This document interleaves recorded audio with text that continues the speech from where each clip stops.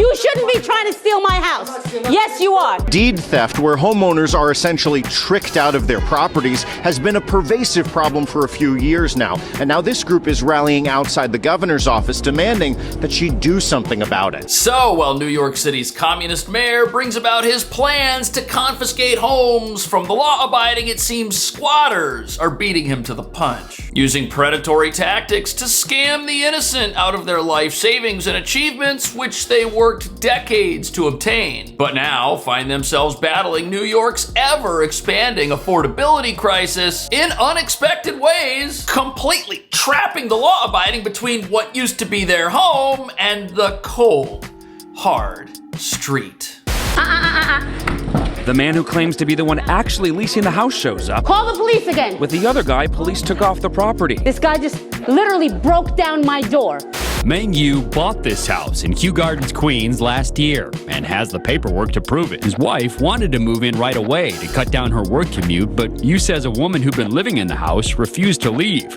My father and I worked really hard. We scraped and we saved and we purchased our home legally and legitimately. Rachel Cyprian was shaking mad as she spoke with us outside the governor's office about the devastating impact of her 15-year fight to reclaim ownership of her Brooklyn home following deed theft. What are you doing in the house? Are you renting this house? If you own this house, you would not want her inside. I don't own it. Exactly, Yes. she does. Yes, but then once again, you should know how the law works. Complaints about deed theft jumped from 149 in 2023 to 517 last year. So Adele, you're getting arrested right now? Being arrested. For what? For being in my own home. Arrested for unlawful eviction. She changed the locks on a man who claims he lives there.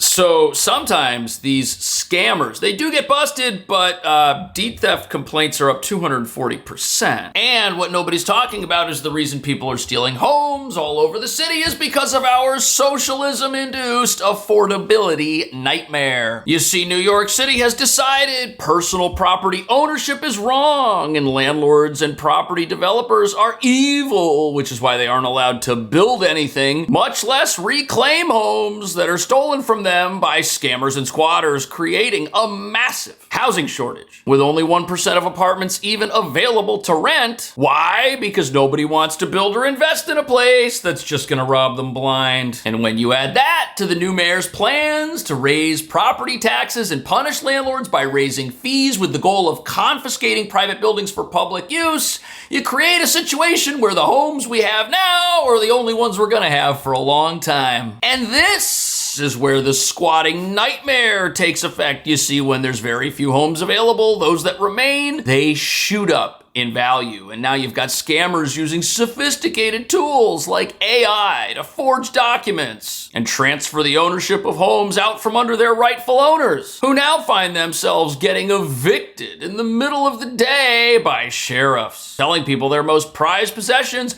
belong to somebody else who just showed up out of nowhere. And when these property owners ask for help, the city that's supposed to help them is nowhere to be found. And that brings us to the real reason we've got this problem to begin with. The same government that has allowed a housing crisis to explode underneath its feet by punishing the victims, they're the same ones that are supposed to protect those people when scammers and squatters come along, but they're not doing that either. And criminals are just running wild in this lawless city. Now, the city and state do have resources that tell people how they can keep an eye on whether or not they still own their property. But the problem is, scammers have all the leverage here because of New York's backlogged, corrupt court system, which is so inefficient it lets justice fly out the window. And when you couple that with the fact that landlords and property owners have zero rights, and anyone who finds themselves in someone's home has all the power, we've got criminals working the system to their advantage. And as you're about to see, when lawless individuals are protected or enabled by a broken system, they come for the law-abiding in ways none of us would ever expect.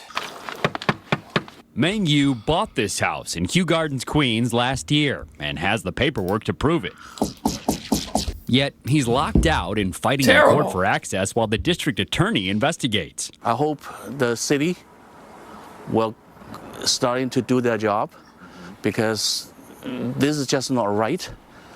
And for the homeowners, we need a basic protection. His wife wanted to move in right away to cut down her work commute, but Yu says a woman who'd been living in the house refused to leave. Great. Yu started the eviction process, but in December, he says that same woman somehow took over the deed. This is wild. So we got these people. What do? They save up their money. They go out. They buy a home. They think they've got the American dream, but oh, nope, somebody lives in that home and they refuse to move out. Now, before we get into what this person did to make sure that they'll probably never have to move out of this home, you got to understand that there are two types of people out there, two types of squatters that are stealing homes. You've got the first type, which moves into a property that they don't own, takes it over by subterfuge with fraudulent documents, or just happens to be in there and is in there long enough that they can never be evicted. That's who this gentleman is dealing with. But there's also another type that figures out how to get their hands on your home legally without you knowing it and does something else with it behind the scenes. We're gonna get to that, but look at the broken system this homeowner is faced with and how it will do nothing to help him while someone lives in a house he's forced to pay for. I was shocked. How could this be possible? Because only the owner are supposed to sell the house. Right. He started digging and found some puzzling paperwork. City records show the property owner changed twice in one day back in 2006. Weird. And wound up in the hands of that same woman who is now claiming the property. Even though she apparently bought the property in 06, that transfer wasn't filed in the city's records until 12 years later in 2018. That's weird.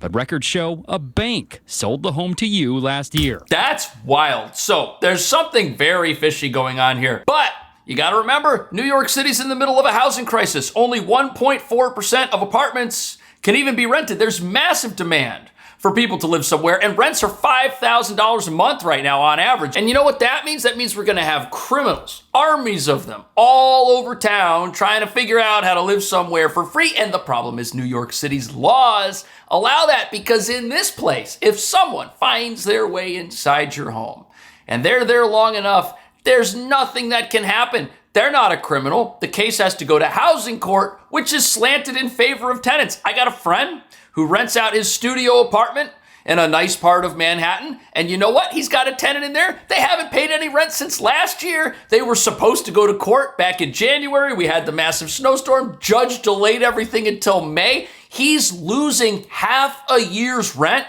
before getting any justice. And the entire time this has been going on, the person that he is supposed to be leasing the place to, who's not paying, they're calling him and they're asking him to buy them out to get them to leave. And since he's not doing it, they're dragging him through the mud with a court process, which is totally enabled by how broken our system is. It doesn't protect homeowners like my friend or this gentleman, and it doesn't protect homeowners who might be living in their homes and then might get a knock on the door from the sheriff who says, hey, you gotta go. This isn't your home anymore. Rachel Cyprian was shaking mad as she spoke with us outside the governor's office about the devastating impact of her 15-year fight to reclaim ownership of her Brooklyn home following deed theft. It leads to homelessness. It leads to depression. It leads to all sorts of failures. Deed theft is when a property's title is transferred away from the rightful owner, generally due to deceptive or predatory tactics. Frequently, the targets are seniors and communities of color. What do we want? That's crazy. Can you imagine 15 years fighting to get possession of an asset you've already paid for and you already own? That's not the American dream, but that's not something that exists in a place that has voted for communism. You see, New York, it's voting for other people's money. That's why we have broken systems that don't protect people who are homeowners. That's why we're electing people who come out and right out of the gate say, hey, we're going to raise property taxes on homeowners because they're prisoners here, because they've got these assets they care so much about. We're going to exploit them to pay for all kinds of free stuff while doing nothing to help them, while letting their homes get stolen by squatters or companies or predatory scammers. Why would somebody want to steal a home's deed while somebody else lives in it? Well, I'll tell you why. There's a great opportunity here to take advantage of somebody whose home has shot up in value without them realizing it. And if scammers can get legal possession of your home using tools on the internet, and they can take out a mortgage or they can sell that home to somebody else and make off with all the money, boom, they've just committed a financial crime that they'll probably probably never be held accountable for because they'll be long gone by the time justice rolls around in this city and state. And this woman's right. This does lead to homelessness. It does lead to depression because you've got people fighting for their future and fighting to get possession of the thing that they worked hard for, which is supposed to provide for them in retirement. And wait till you hear what the scammers are doing with these places. It definitely is fraudulent. This is not your home, no matter how you want to claim otherwise. And please move out. Last month, that woman denied committing any fraud in response to a lawsuit from you. In a bankruptcy filing last year, the same woman noted she doesn't own any property. The Queens District Attorney's Office says it can't comment on cases currently under investigation, and there's no shortage of those. With the technology advancing and new ways of creating documents like birth certificates, social security numbers, any type of ID that you can make on the internet, it's becoming much more prevalent. But it doesn't have to be that way because in this specific case, we've got a homeowner who bought a home from a bank and tried to move in and is told by somebody who apparently owned it in 2018 that they own it. Meanwhile, that same person who's in the home was just in bankruptcy court and admitted to the court that they don't own any property. So how do we have to have another investigation through a different system to figure out if this person actually owns the home they just said they do not own? You see, this is the problem. And this is why owning property in a place that hates property owners is a big issue. If you're gonna do that, you're at the mercy of a system that's designed to protect everybody except for you. Why? Because you've done something wrong by getting the funds to own property. You've done something that is evil, and that's why we've got politicians that want to come in and tax you so that they can pay for all kinds of stuff. Why? Because there's people that are out there, they don't have a home yet. They may never have one, but you do, and that's not right. So guess what? You're gonna have to help the rest of us. Meanwhile, even if things work out successfully for this gentleman, the court backlog means that a period of time is gonna go by where somebody's gotta pay for this home, somebody's gotta pay the taxes, they gotta pay for all the utilities and stuff that are inside of it while they don't have access to it. And that's also the landlord. So you've got people who are losing money every single day. They fight squatters in some manner in this city. They're losing while their assailants, the ones who are stealing from them, are winning, and nothing is done about it. Owners, including these three. Prosecutors charged a man with stealing someone's identity to commit deed fraud on the homes, leading to a guilty plea. Investigators still don't know his real name, but a judge recently sentenced him to 4 to 9 years in prison. There has I don't think he's going to jail. When it's too much money, too many resources, too many assistant district attorneys, too many obstacles in the way to investigate that. That's crazy. And it shouldn't be that way. But it is. Complaints about deed theft to New York Attorney General Letitia James's office jumped from 149 in 20. You know why complaints are going up? Because people are getting away with it. Now, complaints are up last year about this sort of thing, and this is after New York passed a whole bunch of anti-squatting laws. And the reason this is such a problem is because here the scammers, they've got all the advantages. They're the ones that act first. They either break into the home and start living there and accumulate a bunch of fake documents to prove that they've been there for a month and then get to stay for half a year or longer. Or they steal the property by working the system somehow, submitting fake paperwork, fraudulently signing forms over, selling properties to other people behind the owner's back. And all of this happens before the homeowner knows everything. If you live in your home and you've got the keys, you're not checking every day to see if the place that you live in is actually safe for you to live in. But I guess in New York, you have to do that because criminals are trying to steal from you while you live somewhere, and nobody's trying to stop them. Now, Brooklyn City Councilman Chio Say is pressing the governor to put a moratorium on evictions where there's a deed theft case pending or being investigated. We are pleading to the governor, to the head of the state, to do right by all of us, to do right by Black New Yorkers, and to do your job.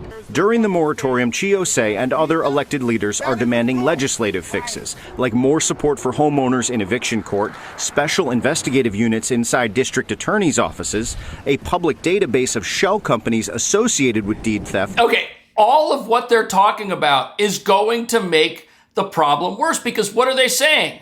They want more protections for people who are going through this process while they live in a home. Well, we've got a story that we're looking at in companion to this where a gentleman who bought a home is trying to get somebody out and they've got a fake deed, and guess what? Now they'll be able to stay forever. if these new protections go through. You see, the same government that is inept at prosecuting criminals here and already has a system that is slanted against property owners, they want to pass more laws. These are the same people, the same politicians out there rallying for rent freezes. This is the same politician that banned brokers from collecting commissions from tenants in this city. They're against the real estate industry. They're against home ownership. And once they ram through some set of legislative fixes, the problem here is only going to get worse, because what these laws are going to do, they're just going to extend the amount of time the investigations have to happen. And since New York is a tenant-friendly state, once you're in a place, everything works out in your favor if you're willing to be a criminal. In response, a spokeswoman for the governor's office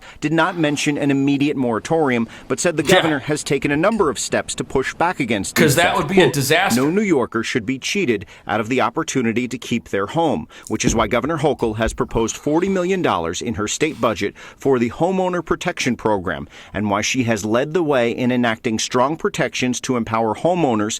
Okay, but you see, the reason that this is a problem is because New York City is actively fighting against the idea that anyone here should own anything, much less be entitled to profiting from it. Yep, that's right. The new mayor has a plan to seize housing. Now, this is being done under the auspices of protecting people. He wants to freeze rents, which will deepen the affordability crisis, because you've got buildings that aren't going to earn enough money to fix themselves. If those buildings can't afford to fix themselves, the city's going to fine them. Those fines are going to be huge. And if the buildings can't pay the fines, the city is going to do what it can to legally take possession of those buildings and put them in the city's housing portfolio. You see, this is the plan here. If you're a landlord and you own something, every single law that we have here, which is supposed to work for you, actually works against you. This is not a state that believes in personal property. And when you hear the numbers for how bad it is to live here, it should be pretty obvious that squatting in this city is about to go through the roof. The report shows that it costs $159,197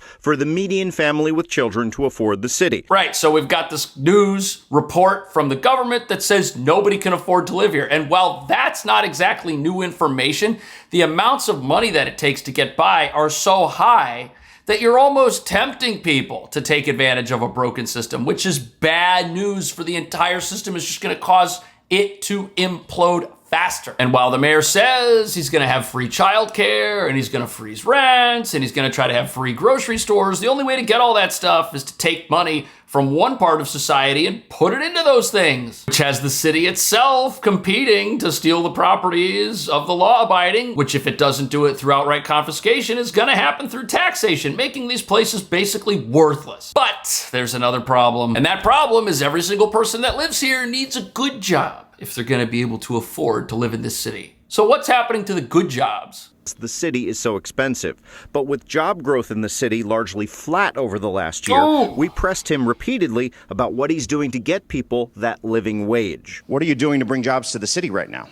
We are looking to continue to grow not just jobs, but also industry in this city, and to ensure that that growth reaches every single New Yorker. We're seeing commitments, whether it be from Bank of America or American Express or so many other large-scale companies, to not just the present of this city, but also the future of this city. Wait a second. How are we going to continue the trend of job growth in this city? What's that mean? Look at this. Job losses and Wall Street woes cloud New York City's economic outlook. What are these jobs that are coming here that are going to provide for people? Look at this. The city lost 20,000 jobs in 2025 to end the year with employment of 4.823 million. And it says right here, experts had expected an increase of about 40,000 jobs. So experts who look at New York as the communist experiment that it is, they predicted things were gonna go up, and things actually went down. So people running this place are very confused. They think we're trending in the right direction, but obviously we're not. But the mayor did mention a commitment from Bank of America. What's he talking about? Well, here's an article. It says Bank of America plants long-term flag at New York campus. Oh, so they have a